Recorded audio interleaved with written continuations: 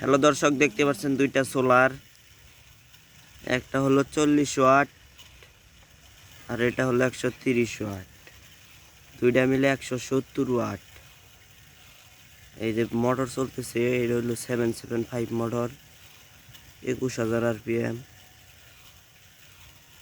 এটা হলো টিউবওয়েলের পাইপ দিয়ে পানি উঠতেছে, আউটপুট।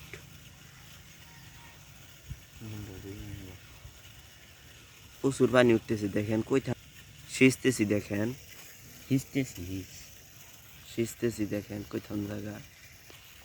এই পাম্পটির মাধ্যমে প্রচুর পানি উঠতেছে, মানে রোদ ছাড়াও এই পাম্পটি দিয়ে মানে পানি উঠে, মানে মনে হয় বৃষ্টি হইলেও পানি উঠবই, তাই না?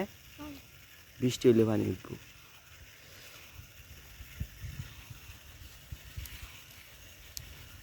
যে এই লোকে ঘাস কাটতেছে নো আর দেখতেছে, কয়টা কি বানাইছে দেখতেছে, সেই হয়েছে।